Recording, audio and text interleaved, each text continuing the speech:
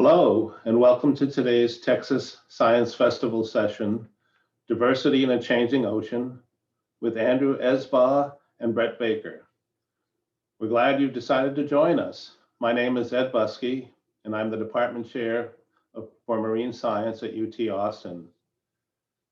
Today happens to be World Water Day, so we're especially glad that you decided to spend that time with us.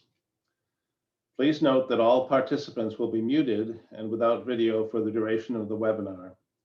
Because this is one of our Science Sparks events, each speaker will talk for about 10 minutes, and then we will move on to questions and answers. Please use the Q&A feature by hovering over the bottom center of your screen at any time to submit questions you'd like to ask our speakers.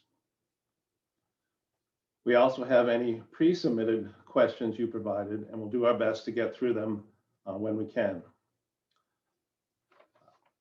I'd now like to introduce Andrew Esbaugh, Associate Professor of Marine Science at UT Austin.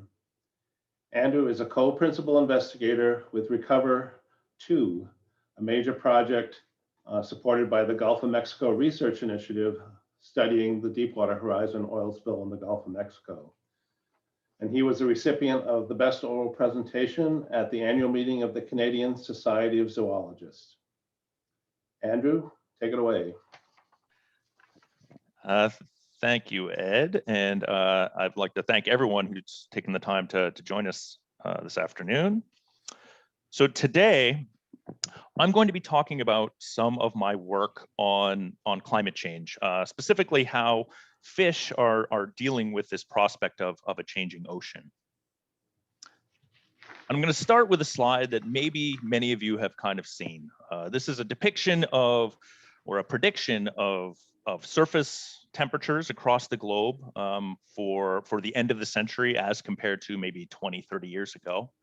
And what is apparent from this heat map is that global temperatures are going to go up, and they're going up at very different rates depending on where you are in the world, with the northern latitudes seeing a greater change than what you're seeing in the more equatorial latitudes. But one of the things that this type of image kind of belies is the fact that in the ocean, climate change is a much more dynamic stressor. It is not just warming. In fact, climate change impacts the ocean through a combination of 3 different environmental stressors. One of those is warming, increased temperature. But we also are seeing increases in dissolved carbon dioxide in the oceans. This is a phenomenon known as ocean acidification. And then in addition, something that is a little less talked about, but is no less important, which is ocean deoxygenation, or the tendency for the world's oceans to have less oxygen in a warming environment. This is both because water just holds less oxygen when it's warm, but also because there is this predicted proliferation of something we call oxygen minimum zones. For people in Texas, they might be familiar with this term because one of the largest seasonal oxygen minimum zones occurs in the northern Gulf of Mexico every year. But these types of zones are predicted to increase in size, increase in duration, and increase in occurrence with the onset of climate change. So one of the things that my lab is really interested in is how these 3 stressors combined impact fishes. And this is particularly of interest to us because we're respiratory physiologists. We study the respiratory system of fish. And all of these stressors are inherently respiratory problems. What we mean by respiratory problems is that they impact the ability of the animal to extract oxygen from the environment and deliver it to its tissues, to its muscles, as well as the ability to take carbon dioxide that builds up inside the body of the animal as a consequence of metabolism and remove it from the body. So climate change is interfering with both of these processes. Now, one of the important things to remember about climate change is that it's not going to impact all animals in the same way, or all fishes in the same way. And this can be true across different species, where some species will be fine and other ones will be very sensitive, but it also can apply to within a population where some individuals will be considered sensitive and some individuals be tolerant. And all of this is based on the individual physiological characteristics of those individuals or those species. And the significance of this is kind of played out in this concept called evolutionary rescue. I just love the name of this concept. It makes me think of evolution as a superhero. But if you look at this graph, I can kind of explain this concept very quickly and hopefully pretty simply. So consider here where my cursor is. This is all of the individuals present in a population. Then an environmental stress is exerted on that population. Individuals that are sensitive to this environmental stress are ultimately going to die out. And that's going to result in this reduction in abundance of the species or the population. However, this blue line denotes individuals that are present in this population under normal circumstances that have the capacity to tolerate this new environmental stress. So as the environmental stress removes the weaker individuals from the population, the stronger individuals are going to grow in abundance and eventually start to dominate. At some point, this growth of these stronger individuals is going to turn the tide of this population decline so that population starts to rise again. Now, the important thing about this type of concept is trying to understand why animals might be considered sensitive and why animals might be considered tolerant, because that allows us to better predict what's going to happen with climate change. And in the context of fishes, something that has popped up a lot is this idea that certain individual or certain species that are found in variable environments might actually have the genetic capacity to survive. So for example, take this beautiful mahi-mahi. Mahi-mahi are typically found in the open ocean. They typically move in to maintain a very stable environment around them. So in other words, they can migrate hundreds of miles just to make sure that the temperature of the water they're in is about the same. If you contrast that with another popular sport fish, the spotted sea trout, these animals live in coastal estuaries across the Gulf of Mexico. And these coastal estuaries are actually really dynamic environments. They can shift quite widely in temperature, especially in the early summer. Over a 2-week period, the temperature that they might experience can go up by 10 degrees. The carbon dioxide in these environments can also be highly variable because of the primary production that occurs in the estuary. Similar with the oxygen. Oxygen can be quite dynamic, where it can go down and up, even within a single day because of plant respiration. So this comes with or leads to the hypothesis that the animals that are kind of found in these estuaries, such as the sea trout, might be considered or might have the biological capacity to tolerate environmental stress better than the mahi-mahi. And this is something that my lab is really, really interested in, trying to understand if certain environments that currently exist might hold the keys to tolerance with respect to climate change.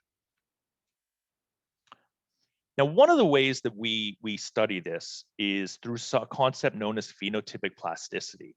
Phenotypic plasticity is a really, really strong trait that allows individuals or species to tolerate environmental stress. And it's a fancy word, but really all it means is that these animals are able to change their bodies to cope with an environmental stressor.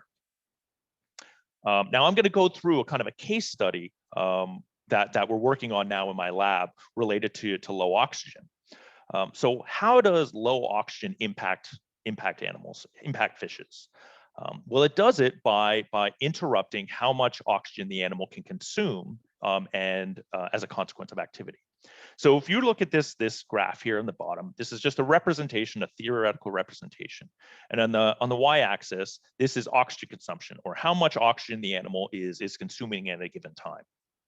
On the X is just your oxygen found in the environment. Normal would be considered on the far right of the graph, where my cursor is right now. The blue line represents how much oxygen the animal needs just to meet its standard or baseline cost of living. What I mean by that is, imagine how much oxygen you're using when you're lying in bed, hitting the snooze button in the morning, and you refuse to get up. That is just the amount of oxygen you need just to survive. If you contrast that with this red line, this is the maximum amount of oxygen the animal can actually get through its system. This is equivalent to the amount of oxygen you would need if you were running a marathon. The difference between these two things is something we call aerobic scope. Aerobic scope is a really useful metric because it really accounts for all of the energy that an animal uses or has access to perform the everyday things that allow it to succeed in the environment. Now, this could be movement. So for example, capturing prey, avoiding predators, fighting for territory. It also accounts for the energy that can go towards growth as well as reproduction. So you can see very quickly that it's a very, very important thing. Now, interestingly, when an animal is exposed to lower oxygen, in this case denoted by going left on this graph, the amount of maximum energy available to the animal starts to decline. And this is because of a respiratory constraint. The animal isn't able to extract oxygen to the same degree. Eventually, aerobic scope falls to 0, and that's a point known as the critical oxygen threshold. Below this point, the environment is no longer sustainable for the animal. They'll essentially not be able to get enough oxygen from the environment to meet their just baseline cost of living. So one of the ways we measure this type of stuff in the lab is through tools like this, what you're seeing in the video on the top. This is a swim tunnel respirometer. This is essentially an airtight chamber that we place a fish in, and there is a water flow that runs against the fish that the animal must swim against. What you can see down here on the graph, on the x-axis is swim speed, so just the animal swimming faster and faster and faster. On the y is the oxygen consumption. And what's hopefully is very apparent is that as the animal starts to exercise, they start to use more and more oxygen until they get to this point at the end. This is known as the critical swim speed. And you're going to see what happens to the critical swim speed in the video here in a moment. But essentially, the animal fails at this point. And when this happens, we can denote that period, and you just noticed failure. You can describe this period as the maximum energy consumption. That's the amount of energy, the maximum amount of energy that the animal can use. You extrapolate this same curve back down to 0, and you get the minimum energy consumption that the animal requires to stay alive. These are the metrics that we can use to calculate aerobic scope. So what's really interesting is the idea of how animals might manipulate aerobic scope through phenotypic plasticity. And this is actually the subject of one of my students' dissertations, shown here on the slide, Ben Negretti. And he came up with the idea of, well, what happens if an animal, such as a red drum, a very popular sport fish here in the Gulf of Mexico, what happens if these animals are exposed to hypoxia for just say 2 weeks? Will they actually be able to change their physiology to better perform in this new environment? And in fact, they do. So if you look at this graph, again, you have controls here on the left. Don't worry about the gray and the yellow. They're just different types of exercise protocols. Versus right here is the hypoxia. So you're really comparing the control here to the hypoxia here. And what's hopefully apparent is that when you acclimate red drum to hypoxia for, I believe this was 8 days, you see a significant increase in their ability to extract oxygen from the environment. They're able to better extract oxygen and therefore meet the energetic demands of this new environment. In addition to this, they're actually able to lower that critical oxygen threshold, which means that they're better able to fight off the kind of unsustainable stress that might come with low oxygen. Now, how do they do that? Well, there's a lot on this slide, but it's actually not that complicated. So if you look up at this graph here on the top, this is something we call real-time PCR or gene expression. It's just a measure of how much a gene is expressed by the body, and in this case, by the red blood cells. And what Ben was able to find is that one particular protein started to get heavily expressed when the animal was exposed to hypoxia, and that's denoted by this green line, which is well above all of the other lines. What happens is when redfish are exposed to this low oxygen, they start to increase the expression of a very particular hemoglobin protein that they keep in the blood. then tested the blood to see if that hemoglobin performed at a better rate than what would happen under a control condition. And so if you're looking at this graph, the y-axis here is just consider this the percentage of hemoglobin in the blood that has oxygen on it. Up here, it's all saturated. It's 100% oxygen-bound hemoglobin. Down here, there's no oxygen on hemoglobin. And along this axis is just how much oxygen the solution is being exposed to. What I hope is apparent is that these dotted lines across the entire span are higher than these solid lines. These dotted lines represent the hypoxia acclimated fishes, and the solid lines represent our controls. So what is apparent from this is that the red drum, when they're exposed to hypoxia, they change the hemoglobins that are in the blood, and that these new hemoglobins are actually better able to extract oxygen from this hypoxic environment. That's going to make them perform better in these types of low oxygen situations. So, since I'm pretty much out of time, let's just sum this up with some big picture stuff.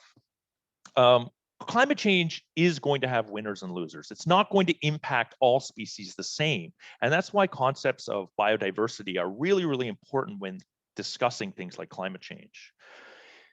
Generally, climate change is going to impact fish through respiratory stresses. That can be through oxygen, carbon dioxide, or a combination. But as we've demonstrated here, some species or individuals are resilient owing to the existing physiological traits in their body that can at least somewhat offset the stresses of climate change. But it's really important for us to understand why species and individuals are resilient, because it will allow us to better predict which species might be sensitive, but it'll also allow us to kind of explore questions of, well, are there trade-offs? What is the consequence of an animal that adapts to climate change? Does it have to give something up? And those are all really, really important questions when we're trying to predict what's going to happen. And with that, I will end and take any questions that you might have. I think I have to stop sharing. Okay, thank you very much, Andrew. That was a great talk, very informative. Now let's answer some questions that were submitted by the audience.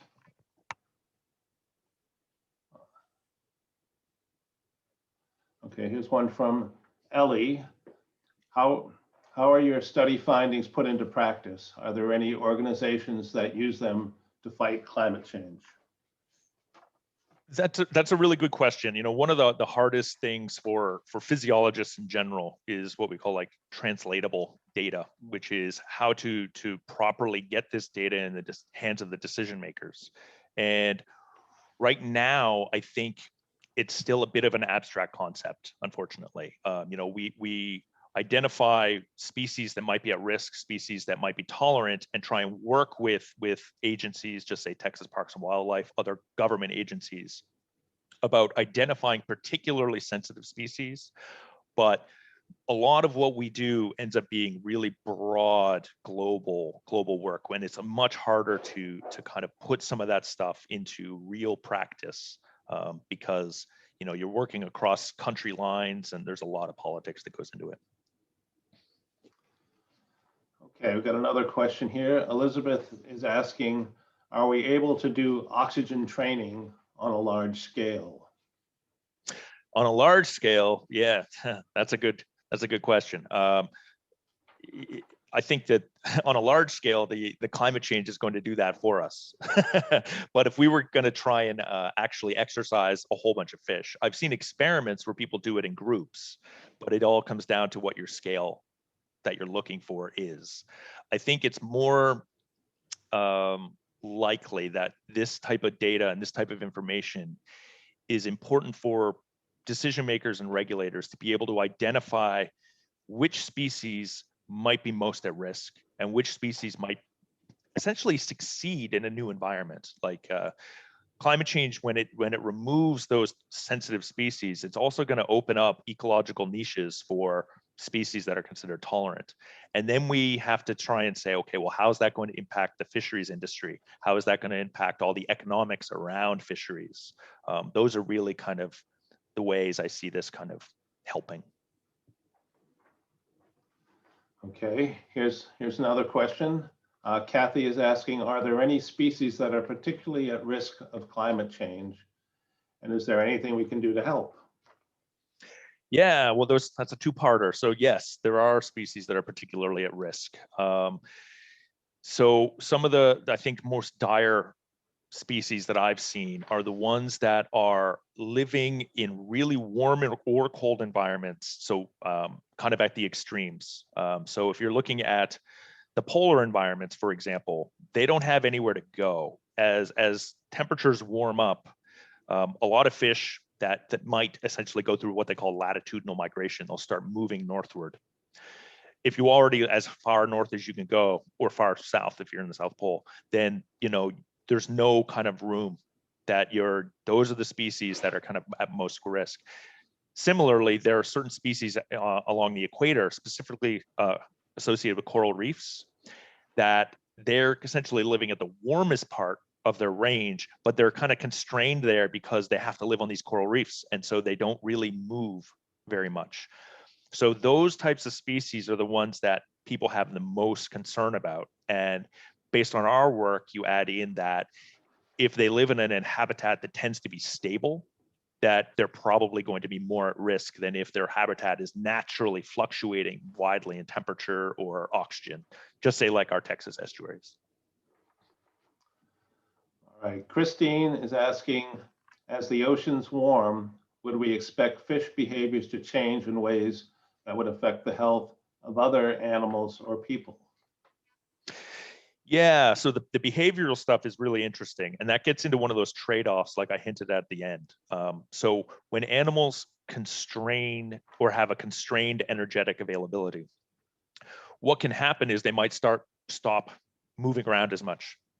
And so when you're talking about health to society, now to people, maybe not, but unless you're talking about it as a food source, no. So that is how it's going to change fisheries economics and food security, I think, is a really important issue. There are a lot of people who rely on the fisheries industry for both their livelihood or their food supply, and those, I think, are the places where things can really impact humans the most. Okay, I think that's the last question. So great. Thank you very much, Andrew. You are welcome. Today's next speaker is Brett Baker. He's an assistant professor of marine science at UT Austin. And Brett was awarded the Sloan Foundation Fellowship in Ocean Science in 2016 and a prestigious award last year to advance work by his team overseeing the Moore-Simmons project on the origin of the eukaryotic cell. Take it away, Brett. Okay. Go.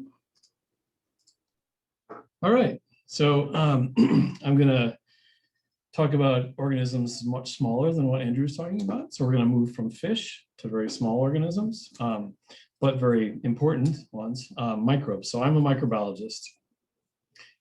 And what I'm going to talk about today is a lot of the unknown. The unknown to me is very, very exciting. So I like to think of, and it's true, that our microbiology is very much relies on the tools they have at hand to study them. So if you go out to the beach or to a lake and you take a drop of water and you put it on a microscope, stained with DNA, this is what you see, essentially these little dots. Each one of these dots is an individual species, an individual organism like you and I in that community. So I like this image because it reminds me of looking up at the sky at night, and I have this very same wonder when I look at under a microscope or when I look through a telescope. There's a lot of similarities in these things, and so just for fun, I like to sort of just do a quick measurement, like based on how many cells we know there likely are in the oceans compared to the numbers of stars in the universe. You get this really large number, and this is just in the oceans, right? So. And when I say that we rely on our tools a lot, I mean, a lot of the basic questions in microbiology are really trying to be addressed. And one of them is what's out there. I mean, just understanding the biodiversity of of the ocean, of any natural environment, is a real challenge and has been for a long time. So what are these tools that microbiologists have at their disposal to study microbes? Classically, it's relied on sort of culturing. So taking your sample, trying to grow it on a petri dish in a laboratory and understand it in that way. Well, we now know that from doing this, from other approaches, we've now learned that only at best about 1.1% of what is actually present in nature can actually be grown in a laboratory. And so people, the microbiologists, a lot of us like to refer to this as microbial dark matter. So similar like to what dark matter in physics, we have a limited understanding of what it is, but we know it's there. So what approaches have been developed in the last, say, 15, 20 years to sort of circumvent this, what we call culturing bias, where we're relying on growing stuff in the lab?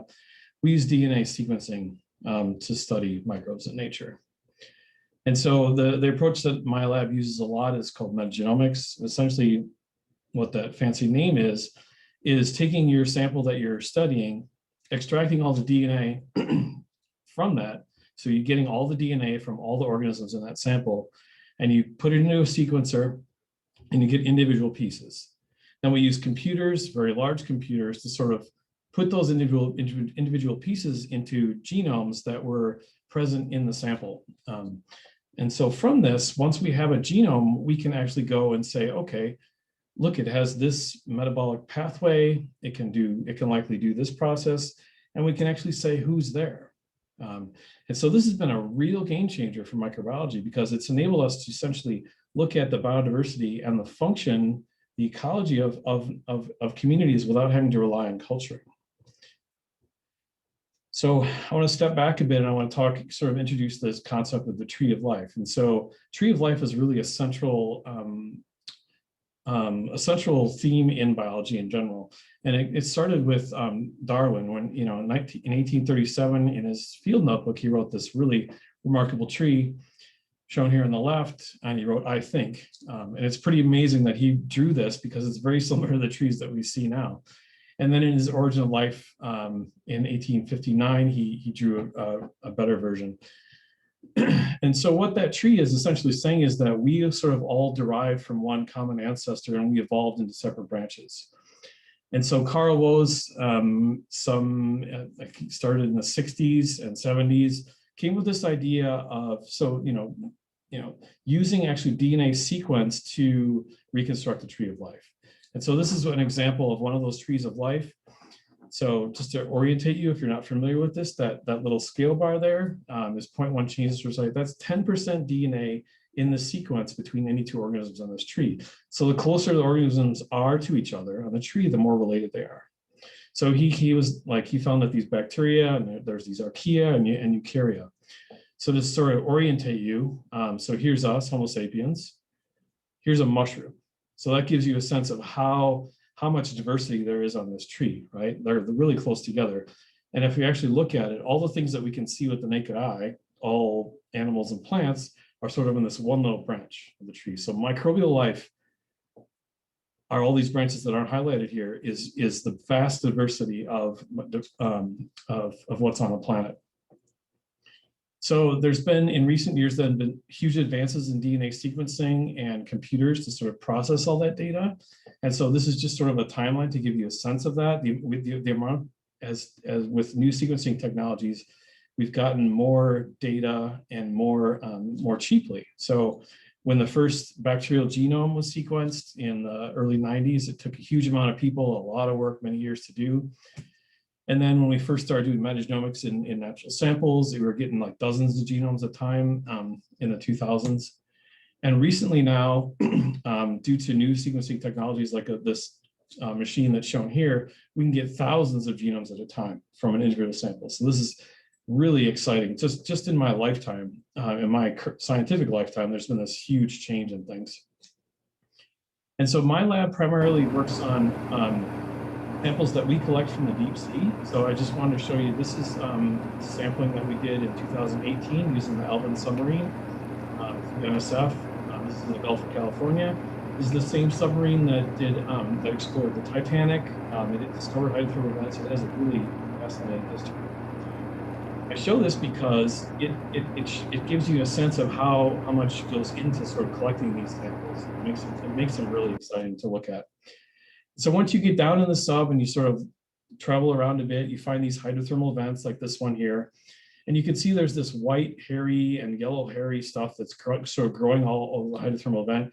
This is all just thick microbial mats. I mean, you could see it with the naked eye. So once it zooms in, you'll be able to see it better.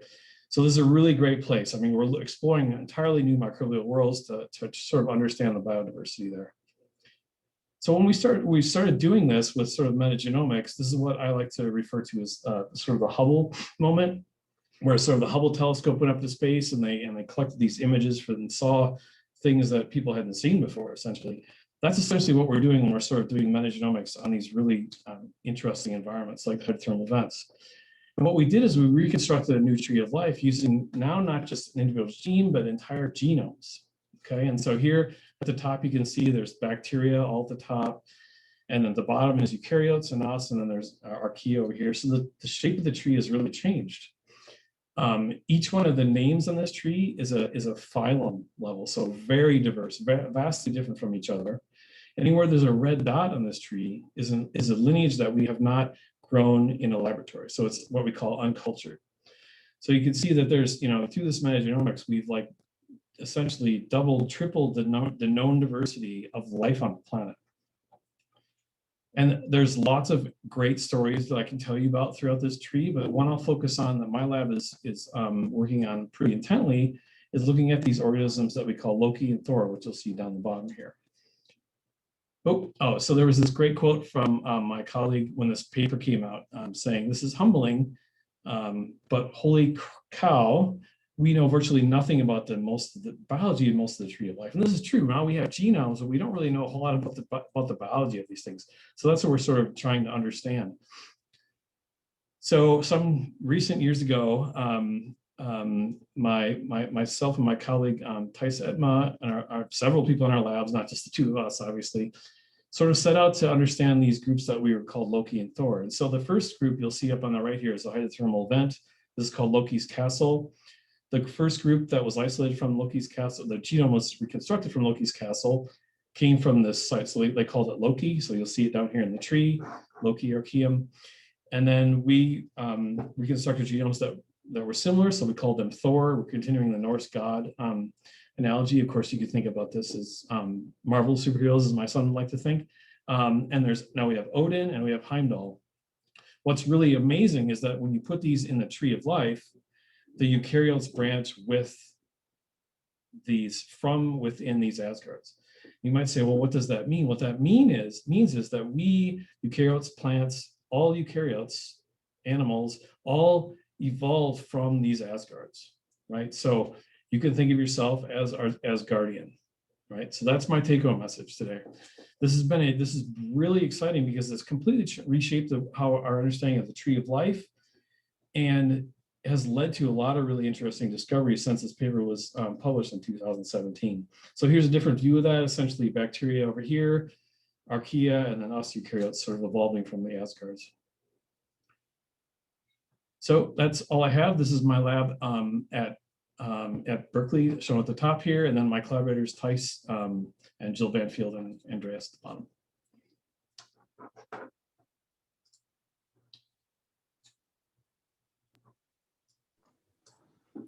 Okay, thanks so much, Brett. That was really exciting.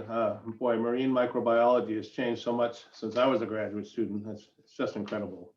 So now let's see if we have some questions from the audience that they've submitted. Oh, let's see, all kinds here.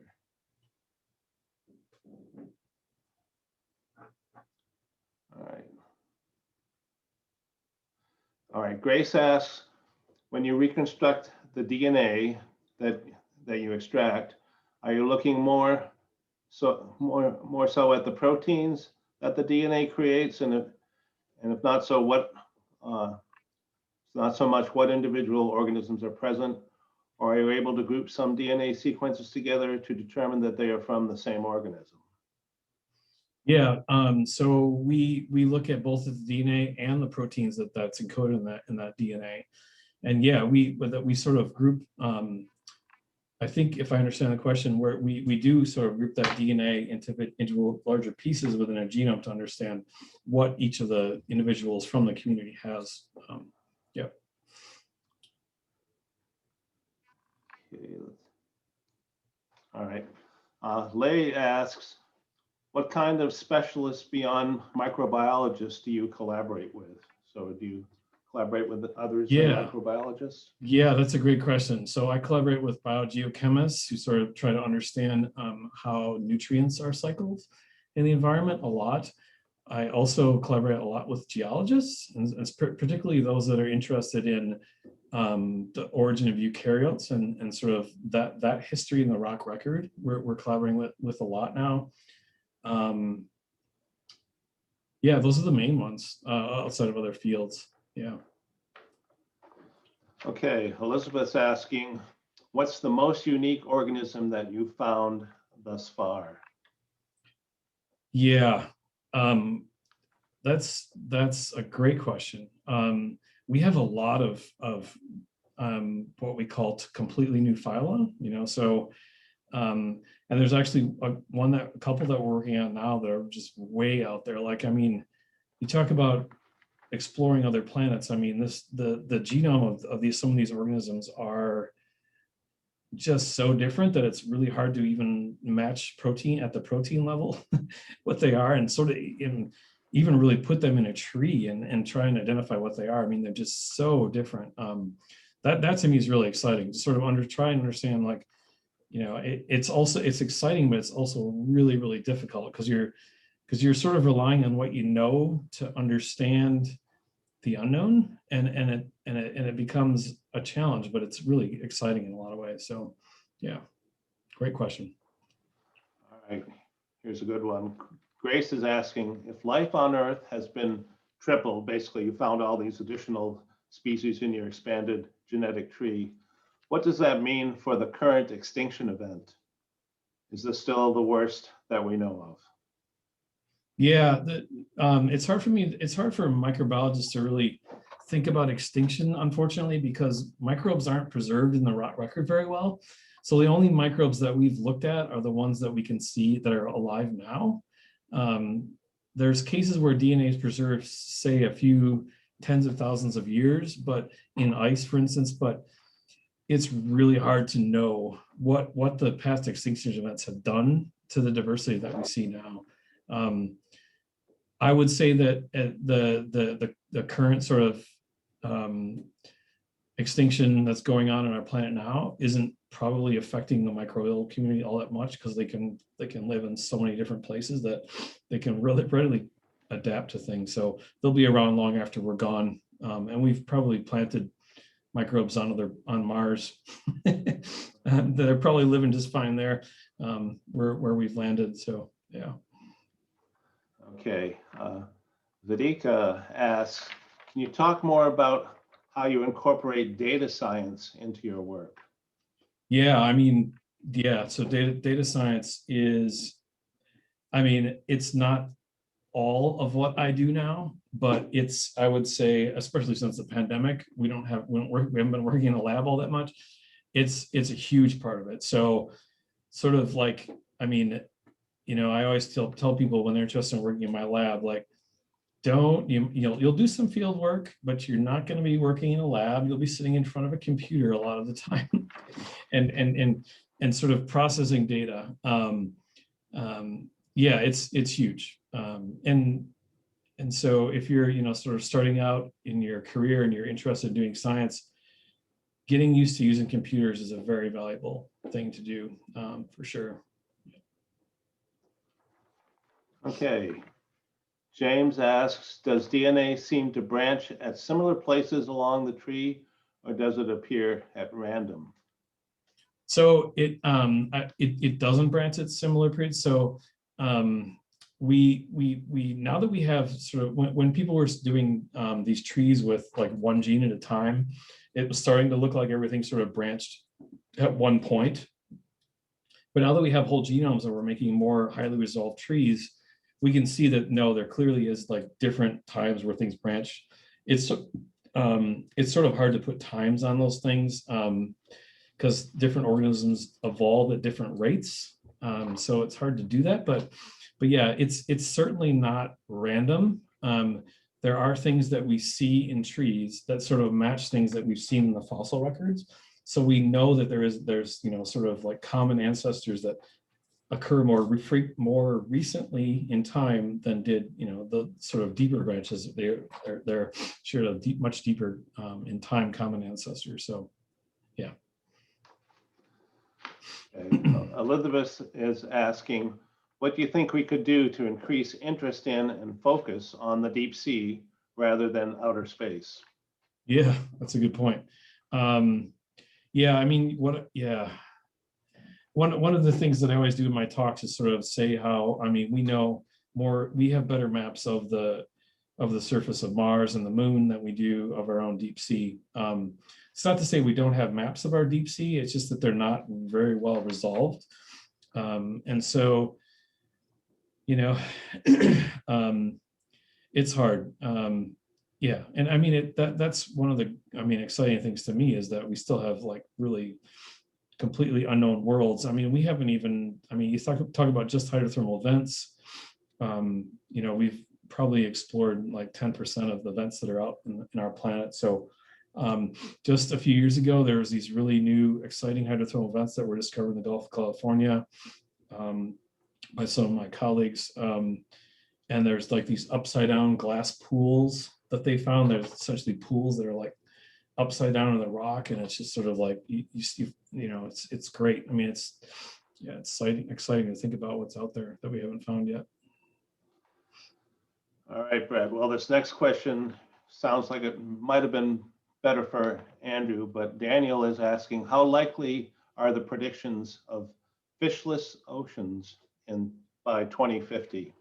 Andrew, are you there? Jump in. By 2020? 2050. Fishless oceans? Yeah, I mean, I'm not as worried on that level. I think it's more likely that we're going to have some species that are extinct and others that succeed. Okay, so I think we need to wrap things up now. So thank you, Andrew and Brett.